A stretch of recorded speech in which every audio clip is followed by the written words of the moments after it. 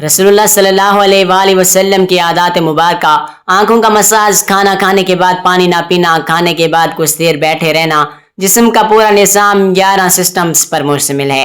آج medical science و جدید تحقیق سے جو باتیں سامنے آئی ہیں وہ بلا شبہ حضور پاک صلی اللہ علیہ وآلہ وسلم کی تعلیمات کی تصدیق کرتی ہیں۔ رسول اللہ صلی اللہ علیہ وآلہ وسلم پوری حیات طیبہ کبھی بیمار نہ ہوئے۔ نمبر 1، صبح جلد اٹھنا۔ رسول اللہ صبح بہت جلد اٹھ جایا کرتے تھے، بلکہ ایسی کوئی روایت نہیں ملتی کہ آپ صلی اللہ علیہ وآلہ وسلم کی تہجد کبھی قضا ہوئی ہو۔ سورج نکلنے سے کچھ وقت قبل اور 1 گھنٹہ بعد تک کا وقت آکسیجن سے بھرپور ہوتا ہے۔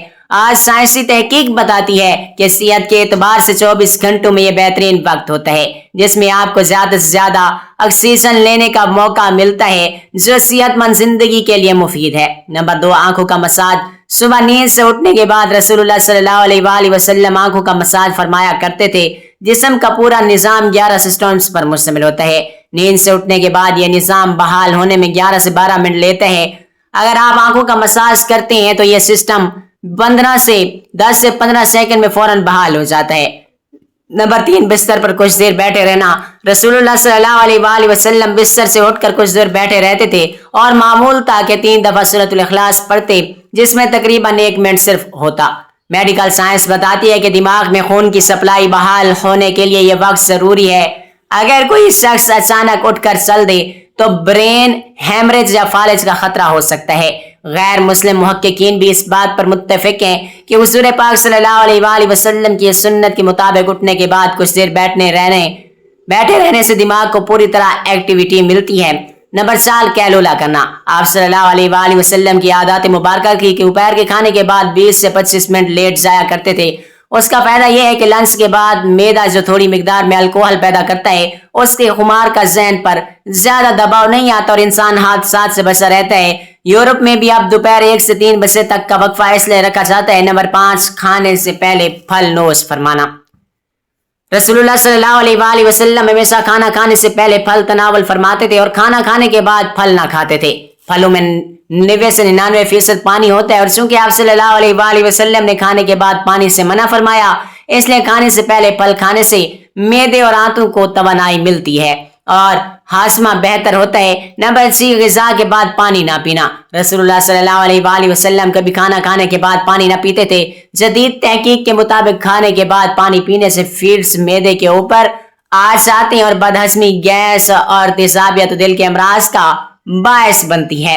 اگر ضرورت ہو تو موسن گھونٹ پی کر 1 لقمہ کھا لینا چاہیے تاکہ فیڈز دوبارہ غذا کا حصہ بن جائے۔ نمبر 7، وضو۔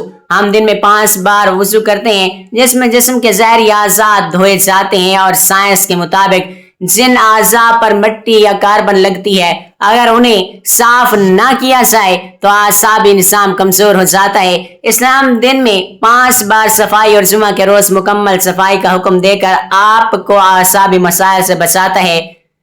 نمبر 8، جلد سونا۔ رسول اللہ صلی اللہ علیہ وآلہ وسلم رات جلد سو جایا کرتے تھے، عموماً عشاء کے فوراً بعد۔ ہماری بایولوجیکل کلاک اندھیرا ہوتے ہی سونے کا سگنل دیتی ہے اور اس وقت سونے سے جسم کے اندر ایک ڈاکٹر جاگ جاتا ہے جو جگر اور دیگر اعضاء کی مینٹیننس کرتا ہے۔ رات 10 سے 12 بجے تک جگر کی مینٹیننس کا خاص وقت ہوتا ہے جو جلدی سونے سے ہی ممکن ہے۔ نمبر 9، مسواک کرنا۔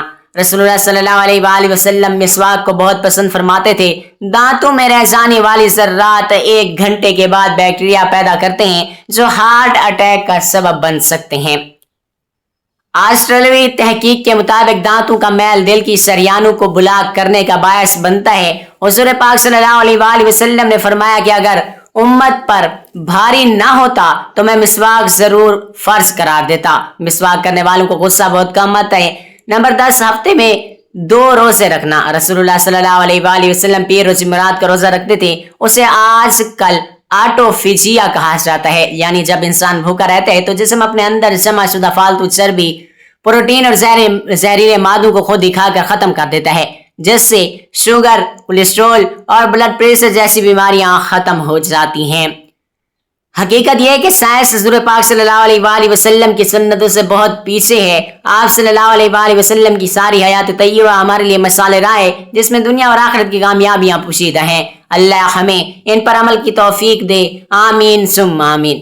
آقا کریم نے فرمایا سب سے اچھی عورت وہ ہے جو شوہر اس کی طرف دیکھے تو وہ اسے خوش کر دے، جو کچھ کہے اسے مان لے اور اپنی جان اور مال میں شوہر کے خلاف نہ کرے جو اس کو ناگوار ہو۔ نمبر 2، نبی کریم صلی اللہ علیہ وآلہ وسلم نے فرمایا وہ بچہ جو حمل سے گر جاتا ہے قیامت کے دن اپنے پروردگار سے جھگڑا کرے گا جبکہ اس کی ماں باپ جہنم میں داخل ہوں گے، اور وہ بچہ اللہ تعالیٰ سے سفارش کر کے اپنے ماں باپ کو جنت میں داخل کروا دے گا۔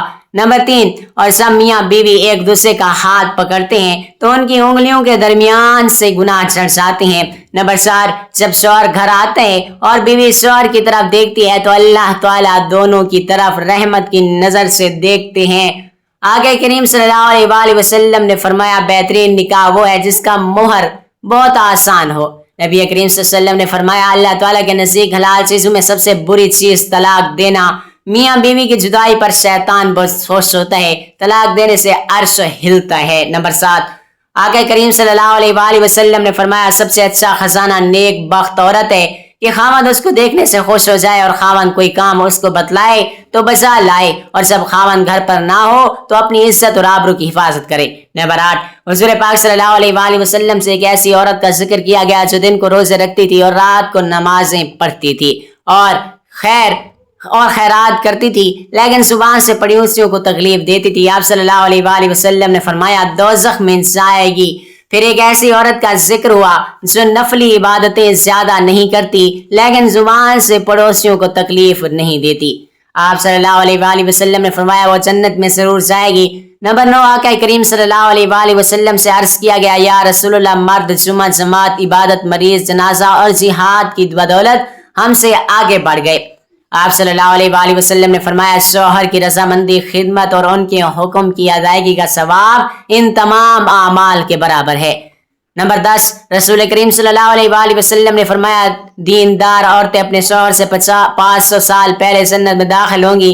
نمبر 11، آقا کریم صلی اللہ علیہ وآلہ وسلم نے فرمایا نہ تو اپنے لیے بد دعا کیا کرو، نہ ہی اپنی اولاد کے لیے، نہ اپنے خدمت کرنے والے کے لیے اور نہ اپنے مال و متاع کے لیے، کہیں ایسا نہ ہو کہ وہ قبولیت کی گھڑی ہو اور اللہ وہی کر دے۔ نمبر 12، رسول کریم صلی اللہ علیہ وآلہ وسلم نے فرمایا ہر جمعے کی رات تمام آدمیوں کے عمل بارگاہ الہی میں پیش ہوتے ہیں، جو شخص رشتے داروں سے بدسلوکی کرے اور اس کا کوئی عمل قبول نہیں ہوگا۔ نمبر 13، نبی کریم صلی اللہ علیہ وآلہ وسلم نے فرمایا جس شخص نے اپنے پڑوسی کو تکلیف دی اس نے مجھے تکلیف دی، اور جس نے مجھے تکلیف دی اس نے اللہ پاک کو تکلیف دی، اور جو شخص اپنے پڑوسی سے لڑا وہ مجھ سے لڑا، اور جو مجھ سے لڑا وہ اللہ پاک سے لڑا۔ نمبر 14، رسول کریم صلی اللہ علیہ وآلہ وسلم نے فرمایا جو عورت بغیر کسی مجبوری کے طلاق کا مطالبہ کرے تو اس پر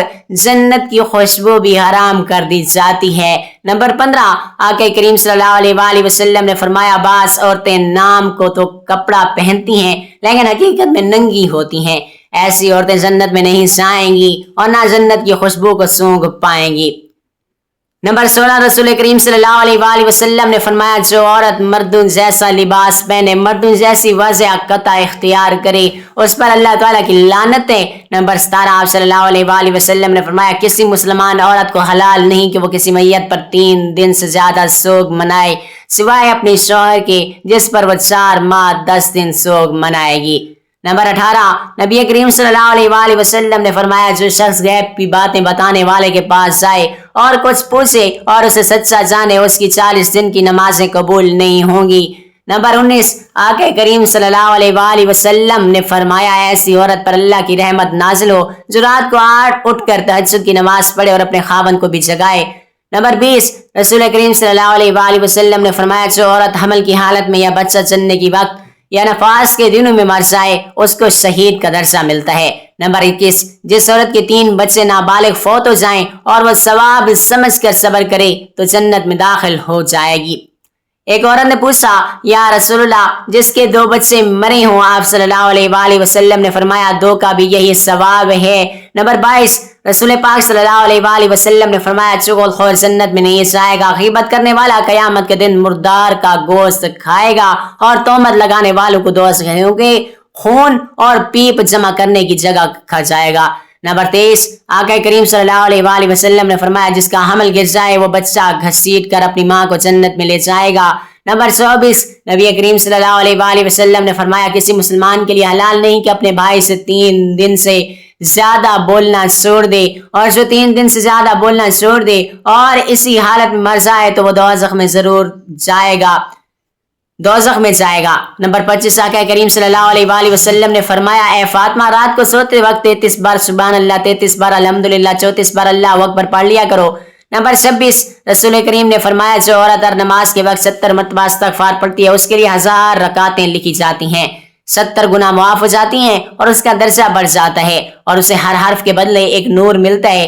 نمبر 27 آقا کریم صلی اللہ علیہ وآلہ وسلم نے فرمایا عورت 5 وقت کی نماز پڑھے، رمضان کے روزے رکھے، اپنی شرمگاہ کی حفاظت کرے اور اپنے شوہر کی اطاعت کرے تو وہ جنت کے جس دروازے سے چاہے داخل ہو جائے۔ نمبر 28 رسول کریم صلی اللہ علیہ وآلہ وسلم نے فرمایا جس شخص کو 4 چیزیں نصیب ہو گئیں اسے دنیا اور آخرت کی دولت مل گئی، شکر گزار دل، ذکر کرنے والی زبان، مصیبت پر صبر کرنے والا بدن، اور وہ بیوی جو اپنی آبرو اور شوہر کے مال میں خیانت نہ کرے۔ نمبر 29 آقا کریم صلی اللہ علیہ وآلہ وسلم نے فرمایا ایک بدکار عورت کی بدکاری 1000 بدکار مردوں کے برابر ہے، اور ایک نیک عورت کی نیکی 70 اولیاء کی عبادت کے برابر ہے۔ نمبر 30 رسول کریم صلی اللہ علیہ وآلہ وسلم نے فرمایا ایسی حاملہ عورت جس سے اس کا شوہر راضی ہو اسے روزہ رکھنے اور اسے رات کو عبادت کرنے والوں کے برابر ثواب ملتا ہے۔ جب بچہ پیدا ہوتا ہے اور وہ اسے دودھ پلاتی ہے تو ہر گھونٹ پر نیکی ملتی ہے، اگر بچے کی وجہ سے رات کو جاگنا پڑے تو اسے 70 غلام آزاد کرنے کے برابر اجر ملتا ہے۔ نمبر 31 آقا کریم صلی اللہ علیہ وآلہ وسلم نے فرمایا سب سے اچھی وہ عورت ہے کہ جب خاوند اس کی طرف نظر کرم کرے تو اس کو خوش کر دے، اور جب اسے کوئی حکم دے تو اس کی اطاعت کرے۔ نمبر 32 نبی کریم صلی اللہ علیہ وآلہ وسلم نے فرمایا کسی عورت کا اپنے گھر میں گھر کا کام کرنا جہاد کے برابر ثواب ہے۔ نمبر 33 حضرت فاطمہ نے ایک ایسی عورت کا ذکر کیا جو اپنے شوہر کے استقبال کے لیے دروازے پر آتی ہے اور کہتی ہے مرحبا میرے سردار کو۔ آپ صلی اللہ علیہ وآلہ وسلم نے فرمایا اس عورت کو خبردار کر دو کہ وہ اللہ کے کام کرنے والوں میں سے ہے اور اسے مجاہد کا نصف ثواب ملتا ہے۔ نمبر 34 آقا کریم صلی اللہ علیہ وآلہ وسلم نے فرمایا عورت حمل سے لے کر بچہ جننے اور دودھ چھڑانے تک سرحد کی نگہبانی کرنے والی مجاہد کی طرح ہے، اور اگر اس کے درمیان مر آ جائے تو اسے شہید کے برابر ثواب ملتا ہے۔ نمبر 35 جب عورت بچے کو دودھ پلاتی ہے تو ہر گھونٹ پر ایسا اجر ملتا ہے جیسے کسی جاندار کو زندگی دے دی، اور جب دودھ چھڑاتی ہے تو فرشتہ کہتا ہے کہ تیرے سب گناہ معاف ہو گئے۔ نمبر 36 نبی کریم صلی اللہ علیہ وآلہ وسلم نے فرمایا جس عورت کا شوہر بار ہو وہ اپنی حفاظت کرے، بناؤ سنگار نہ کرے اور نماز کی پابندی کرے تو وہ قیامت کے دن کنواری لڑکیوں کی طرح اٹھائی جائے گی۔ نمبر 37 رسول پاک صلی اللہ علیہ وآلہ وسلم نے فرمایا عورتوں پر تمہارا حق یہ ہے کہ جب تم کھاؤ تو انہیں بھی کھلاؤ، اور جب تم پہنو تو انہیں بھی پہناؤ، اور ان کے منہ پر نہ مارو۔ نمبر 38 آقا کریم صلی اللہ علیہ وآلہ وسلم نے فرمایا کامل ایمان والا وہ ہے جس کے اخلاق اچھے ہوں، اور تم میں اچھے وہ ہیں جو اپنی بیویوں کے ساتھ اچھے ہوں۔ نمبر 39 اس عورت کی موت ایسی حالت میں آئے کہ اس کا شوہر اس سے راضی ہو تو وہ جنتی ہے۔ اللہ پاک سے دعا ہے کہ اللہ پاک ہمیں بہتر عمل کرنے کی توفیق عطا فرمائے اور ہمارا خاتمہ ایمان پر فرمائے۔ اللہ پاک سے دعا ہے کہ اللہ پاک ہماری ماؤں بہنوں بیٹیوں کی حفاظت فرمائے، انہیں پاک دامن رکھے۔ آمین ثم آمین یا رب العالمین۔